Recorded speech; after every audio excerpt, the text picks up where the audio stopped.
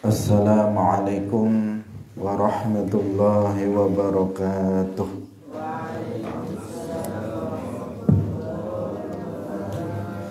Alhamdulillahi rabbil alamin. Lahun ni'matu wa lahul fadlu wa lahul sana'ul hasan. Wa salawatullahil barrir rahim wal malaikatil muqarrabin ala sayyidina wa maulana Muhammadin wa ala alihi wa ashabihi tayyibin at-tahirin.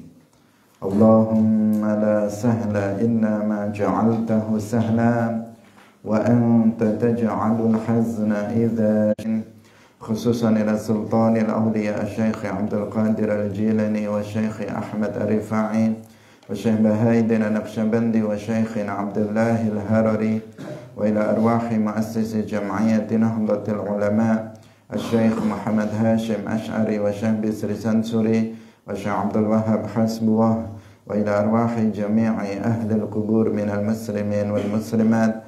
Al-Fatihah. A'udzu billahi minasy syaithanir rajim. Bismillahirrahmanirrahim. Shiratal ladzina an'amta 'alaihim ghairil maghdubi 'alaihim waladdallin. Amin. Hadirin hadirat kaum muslimin muslimat pemirsa Madu TV rahimakumullah. Alhamdulillah, kita bersyukur kepada Allah Subhanahu wa taala. Pagi hari ini Allah Subhanahu wa taala kembali mempertemukan kita dalam majelis ilmu, dalam pengajian kitab Mukhtasar Ibn Abi Jamrah, sebuah kitab ringkasan dari kitab Sahih Al-Bukhari. Semoga Allah Subhanahu wa ta'ala, para sahabatnya, keluarganya, serta seluruh umat Islam yang mengikuti beliau ila yaumil qiyamah. Hadirin rahimakumullah, kita ikhlaskan niat kita masing-masing, kita ngaji lillahi ta'ala. Kita sampai pada hadis 166.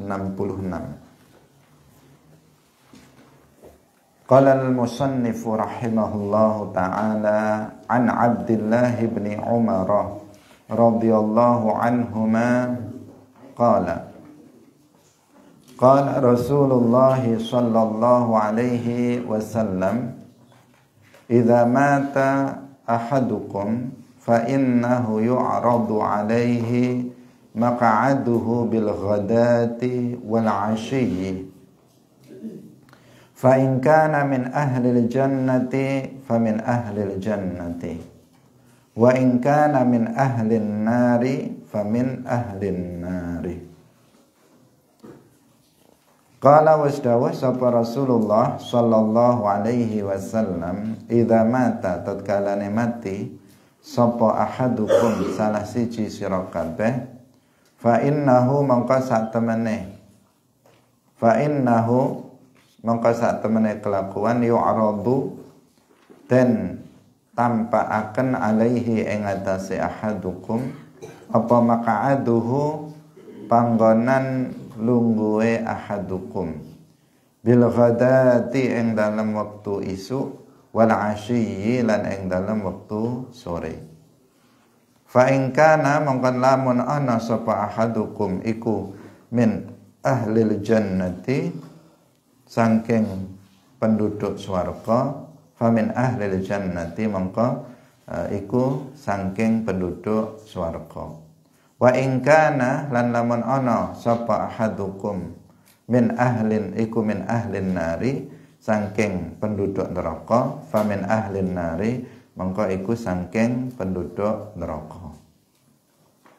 Diriwayatkan dari Abdullah bin Umar radhiyallahu anhuma, beliau berkata, Rasulullah sallallahu alaihi wasallam bersabda, jika salah seorang kalian itu mati, maka sesungguhnya akan ditampakkan kepadanya tempat duduk dia di waktu pagi dan di waktu sore. Apabila dia termasuk penduduk surga, maka diperlihatkan tempat duduknya nanti di dalam surga. Dan apabila dia tergolong sebagai penduduk neraka, maka juga akan ditampakkan kepada dia tempat dia nanti di neraka. Hadirin rahimakumullah, hadis ini menjadi dalil bagi kita Ahlus Sunnah wal Jamaah tentang adanya azab kubur dan tentang adanya nikmat kubur.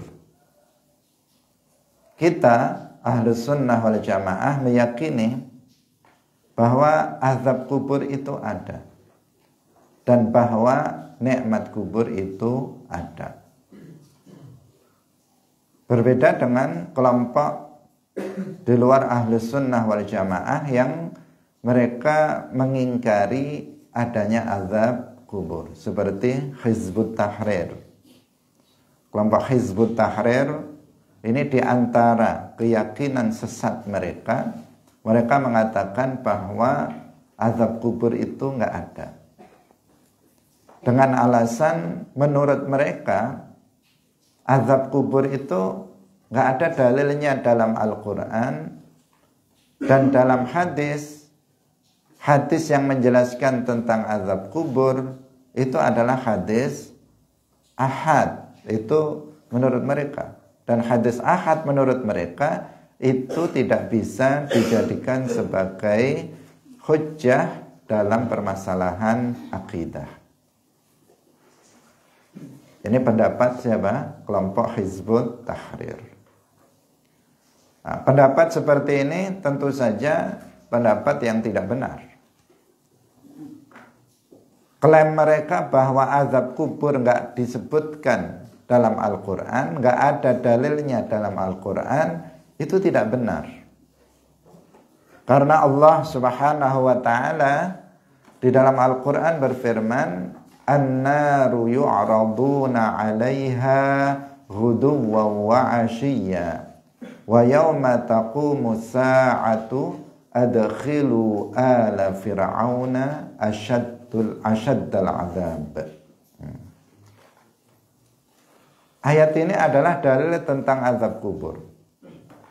Dijelaskan dalam ayat ini, An-naru yu'raduna 'alaiha ghuduwwan. Ini adalah azab. Nah, ini adalah azab. Diperlihatkannya neraka kepada orang kafir itu adalah azab.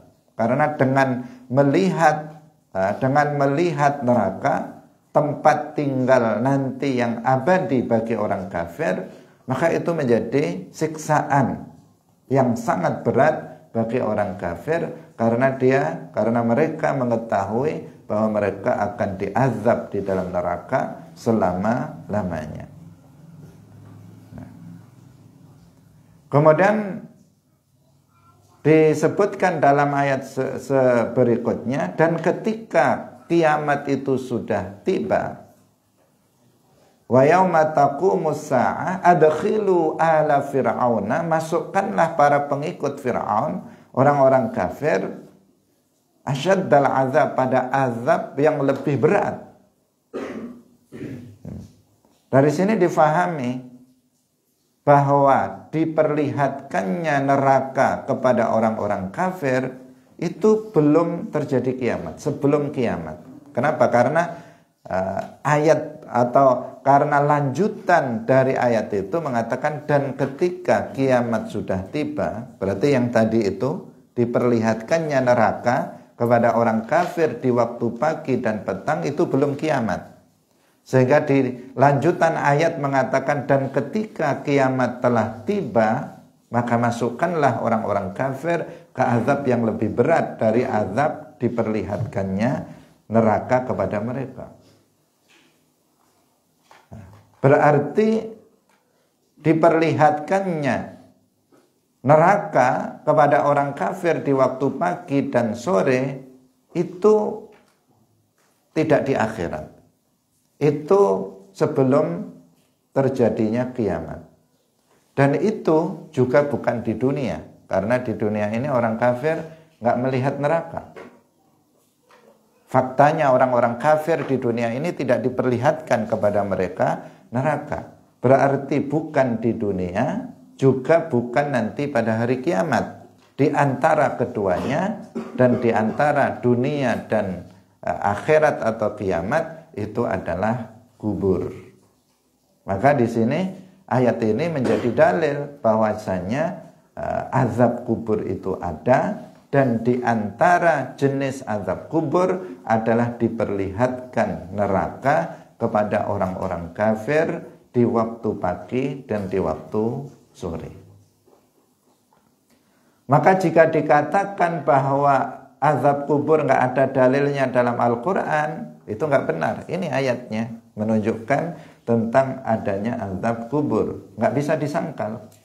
Nggak bisa disangkal. Ayat ini menjelaskan tentang adanya azab kubur sebagaimana tadi sudah kita jelaskan.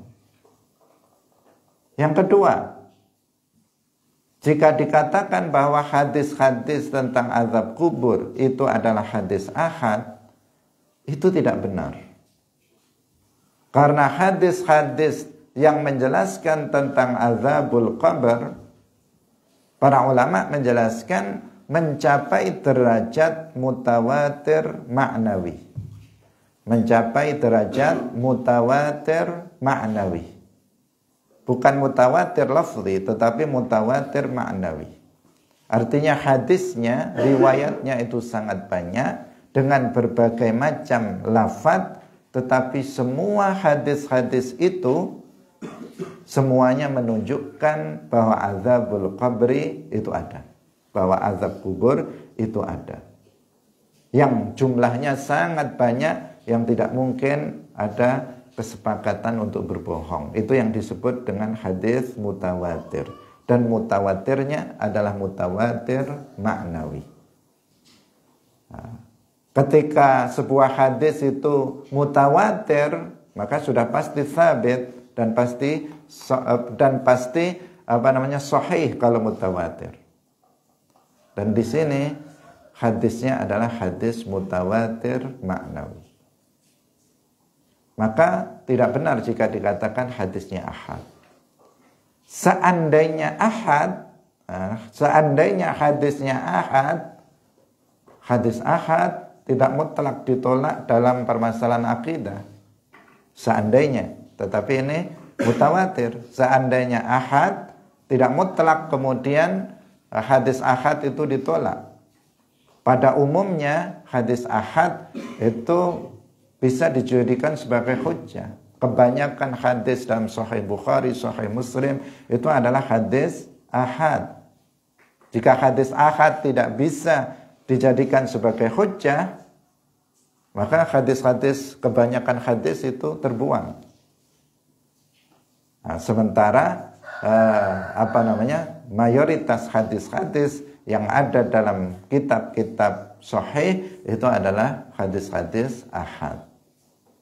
Nah, hadis ahad yang yang disepakati bahwa para perawinya semuanya itu adalah adil, tidak ada yang yang dikritisi oleh para ulama, maka hadis seperti itu meskipun ahad bisa dijadikan sebagai hujjah dalam permasalahan akidah. Hadirin rahimakumullah. Nah, di antara hadis yang menunjukkan tentang adanya azab kubur adalah hadis yang kita baca ini. Jumlahnya banyak, tadi sudah kita sebutkan, kita sampaikan, jumlahnya banyak sekali. Misalnya hadis tentang yang mengatakan istanzihu minal bauli fa inna amata azabil qabri minhu.